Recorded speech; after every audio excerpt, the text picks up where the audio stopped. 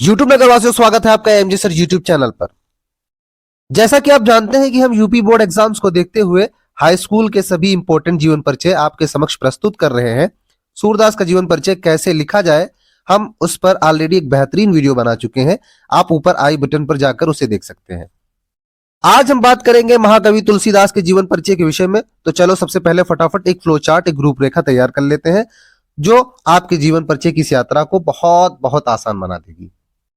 तो चलो फटाफट पहली हेडिंग लिख लेते हैं, प्रस्तावना। लोकनायक, भक्ति काल की राम मार्गी शाखा के प्रतिनिधि कवि। जीवन परिचय के अंतर्गत पहली हेडिंग होगी जन्म, संवत 1589 विक्रमी, सन 1532 ईस्वी। जन्म स्थान चित्रकूट, जिला ग्राम राजापुर। अन्य जन्म स्थान एटा जिला, गांव सोरो। अन्य नाम राम बोला। माता पिता हुलसी आत्माराम दुबे। शैक्षणिक योग्यता वेद, वेदांग, दर्शन, इतिहास, पुराण आदि की शिक्षा प्राप्त की। गुरु शिक्षक संत बाबा नरहरिदास, शेष सनातन। वैवाहिक जीवन विवाहित है, पत्नी का नाम रत्नावली। मृत्यु तथा मृत्यु स्थान संवत 1680 विक्रमी, 1632 ईस्वी, 80 घाट काशी। साहित्यिक परिचय के अंतर्गत लिखेंगे लेखन विधा काव्य। प्रमुख विषय रामचरित का गान। भाषा अवधी तथा ब्रज। शैली छप्पई, दोहा, चौपाई, गीत, कवित, सवैया। प्रमुख रचनाएं रामचरितमानस, जानकी मंगल, दोहावली, गीतावली, पार्वती मंगल, रामलला नाचू, रामाज्ञा प्रश्न आदि। साहित्य में स्थान श्रेष्ठ भक्त, ज्ञानी, विचारक, लोकनायक, दार्शनिक व मानव जीवन के सफल पारखी के रूप में सर्वश्रेष्ठ कवि। आशा है आपने सूरदास वाली वीडियो जरूर देखी होगी। अगर नहीं देखी तो ये वीडियो समाप्त कर तुरंत उसे देखा जाए। कॉपी कलम लेकर बैठो और एक एक बात ध्यान लगाकर सुनो और समझो। सबसे पहले हम देख लेते हैं प्रस्तावना कैसे लिखें। इसे भूमिका, प्राक्कथन या एक तरह से प्रारंभिक परिचय कह सकते हैं। हम उस कवि का जिसका हम जीवन परिचय लिख रहे हैं उसके युग और उस युग में महत्व पर एक दो लाइन मात्र लिखते हैं और कुछ ज्यादा नहीं लिखते। आप इसे परीक्षा में चाहे तो छोड़ भी सकते हैं। चलो फटाफट पहली हेडिंग डाल लेते हैं, प्रस्तावना। भक्ति काल की सगुण भक्ति धारा से आने वाले राम मार्गी शाखा के प्रतिनिधि कवि, लोकनायक महाकवि गोस्वामी तुलसीदास हिंदी साहित्य आकाश के देदीप्यमान नक्षत्र हैं। इन्होंने राम भक्ति के प्रकाश को अपनी रचनाओं के माध्यम से घर घर तक पहुंचाया है। कुछ इस तरह से एक आसान सी सरल सी प्रस्तावना हम लोग लिख लेंगे। अगली हेडिंग हम डालेंगे तुलसीदास का जन्म। हिंदी साहित्यकाश के सूर महाकवि तुलसीदास के जीवन के बारे में निश्चित रूप से कुछ नहीं कहा जा सकता। इनका जन्म काल तथा स्थान के विषय में विद्वानों में मतभेद है।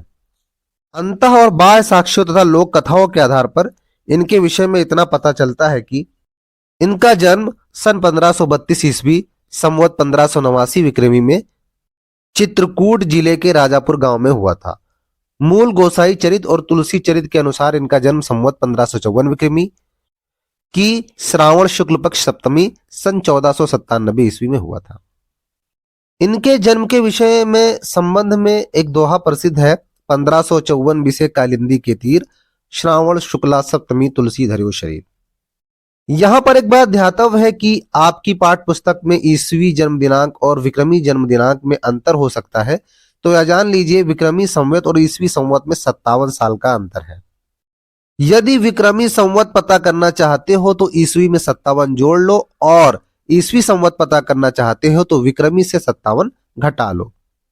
ये आपको थोड़ा सा आसान हो जाएगा। आप एक याद करके दोनों एग्जाम में लिख सकते हैं। जैसे आपको ईस्वी सन याद है 1532 और विक्रमी सन लिखना है तो 1532 में 57 जोड़ दो, 7 2 9 5 3 8 हो जाएगा 1589। इस तरह आप 1589 विक्रमी लिख सकते हैं। और यदि आपको ईस्वी सन लिखना हो, ईस्वी सन पता करना हो तो 1589 आपको याद है, तो आप क्या करेंगे 1589 से 57 घटा देंगे। 9 में से 7 गए 2 और 8 में से 5 गए 3, 1532 ईस्वी आ जाएगा। इस तरह आप एक तीर से दो शिकार कर सकते हैं। इनके जन्म स्थान को लेकर भी मतभेद है। मैं पुनि निज गुरु सन सुनी, कथा सुसूकर खेत। गोस्वामी की इस उक्ति को कुछ विद्वान प्रमाणिक मानते हुए सूकर खेत का अभिप्राय सोरो मानते हैं और इस प्रकार वे गोस्वामी जी का जन्म स्थान एटा जिले के सोरो नामक स्थान को मानते हैं या बताते हैं। अगली हेडिंग हम लिख सकते हैं माता पिता। तुलसीदास जी के पिता का नाम आत्माराम दुबे था। ये एक ज्योतिषाचार्य और सरयू पारीण ब्राह्मण थे। तुलसीदास जी की माता का नाम हुलसी था। ये एक धार्मिक महिला थी। इस विषय में एक कथा प्रसिद्ध है। कहते हैं किसी गरीब आदमी को अपनी बेटी की शादी करानी थी। वह तुलसीदास के पास पहुंचा। तुलसीदास संत थे, धन संपत्ति से दूर, इसलिए उन्होंने एक कागज पर सुरतिये नर्तिये नागतिये सबके मन अस होए नामक एक पंक्ति लिखी और उस आदमी को पकड़ा दिया और उससे कहा कि मेरे मित्र अकबर के नवरत्नों में से एक कवि रहीमदास जी के पास चले जाओ। जब रहीम ने वह पंक्ति देखी तो मतलब समझ गए, आशय समझ गए। उन्होंने उस व्यक्ति की धन से मदद की और उस पर्ची पर एक और पंक्ति लिख दी, सुरतिये नर्तिये नागतिये सबके मन अस होए गोद लिए हुलसी फिरे तुलसी सो सुत सोए। तुलसीदास ने लिखा था सुरतिये नर्तिये नागतिये सबके मन अस होए, यानी कि सुर कहते हैं देवताओं को, नर कहते हैं आदमियों को, नाग पता ही है सांप होता है। इन सब की पत्नियों को धन दौलत की चाह होती है। और आगे रहीमदास जी ने लिखा गोद लिए हुलसी फिरे तुलसी सो सुत होए।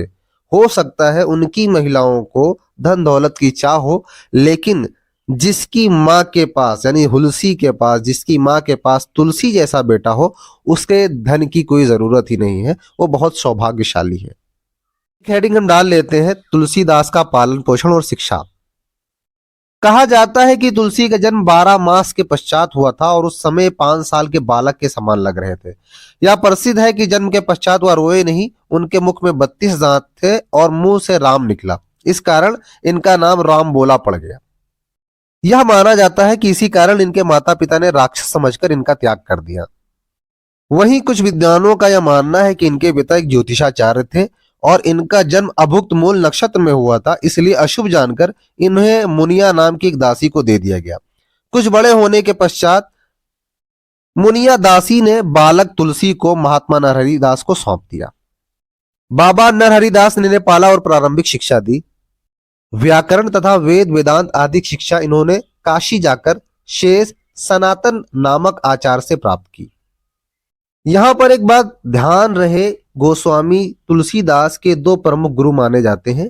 एक जिन्होंने आध्यात्मिक शिक्षा दी, बाबा नरहरिदास, और एक जिनसे इन्होंने सांसारिक ज्ञान प्राप्त किया, आचार्य शेष सनातन।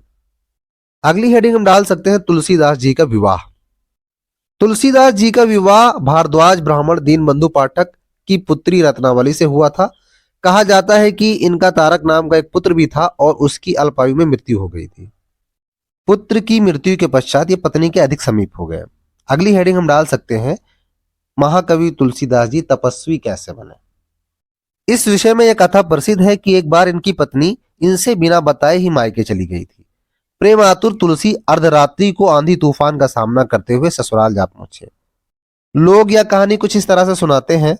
कहा जाता है बारिश हो रही थी, आंधी तूफान चल रहा था और इन्हें नदी पार करनी थी। एक मुर्दा बहता हुआ जा रहा था, इन्होंने उसे नाव समझ लिया और उस पर ही नदी पार कर ली।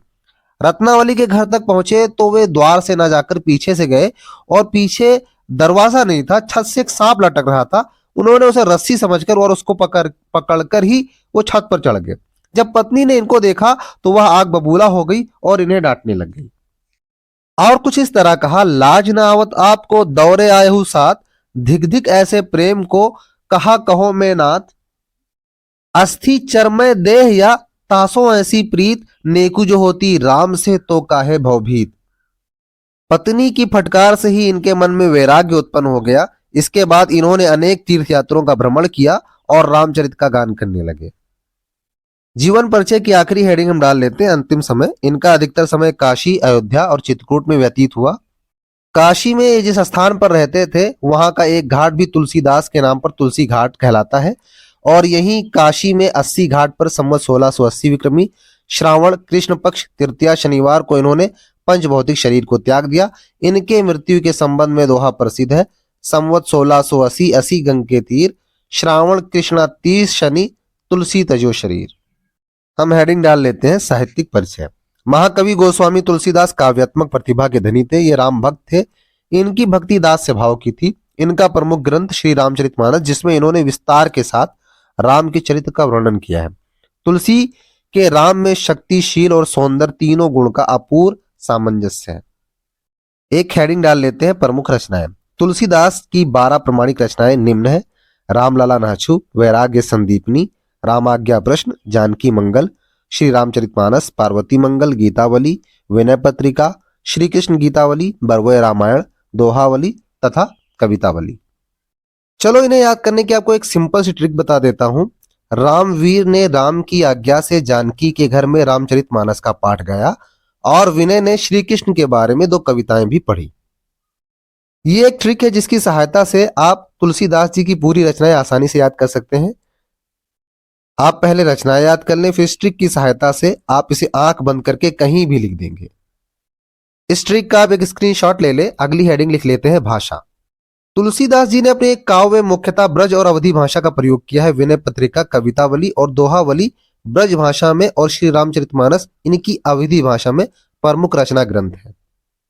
शैली, तुलसीदास ने अपने समय में प्रचलित सभी काव्य शैलियों को अपनाया है, जैसे भाटों की कविता सवैया शैली, रहीम की बरवे शैली, जायसी की दोहा चौपाई शैली, सूर की गेय पद, गीति काव्य शैली और वीर गाथा काल की छप्पे शैली। यह देखते ही तुलसी को भाषा शैली का सम्राट भी कहा जा सकता है।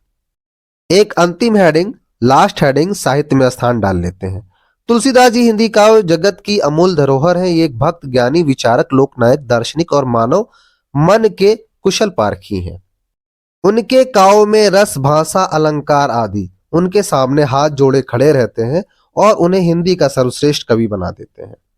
महाकवि हरिओद जी ने सत्य लिखा है कि तुलसी की कला का स्पर्श मात्र पाकर स्वयं कविता ही सुशोभित हुई है। कविता करके तुलसी न लसे, कविता लसी पा तुलसी की कला। हिंदी साहित्य के राम भक्त कवियों में इनका स्थान हमेशा सर्वोपरि रहेगा। इस तरह से कुछ हम जीवन परिचय लिख सकते हैं। इतना बड़ा सिर्फ आपके समझाने के लिए है ताकि आसानी से आपको एक एक बात समझ में आ जाए, आपको पूरी कहानी याद हो जाए। आप चाहे तो सिर्फ जीवन परिचय और रचनाएं लिख सकते हैं। उस तरह का जीवन परिचय यानी 1 मिनट में जीवन परिचय ऊपर आई बटन में आपको दिख भी रहा होगा। आप उसको फॉलो करके उसको याद कर सकते हैं। लेकिन मैं चाहूंगा कि आप फ्लो चार्ट को फॉलो करते हुए जीवन परिचय रचनाओं के साथ भाषा शैली और साहित्य में स्थान भी जरूर लिखें, चाहे उस पर 1-1 या 2-2 लाइन ही लिखें। अब यहां पर मैं इस कक्षा को विराम दूंगा। आपका भविष्य स्वर्णिम और मंगलमय हो। ईश्वर करे आप हिंदी में 90+ लेकर आए। जय हिंद, जय भारत।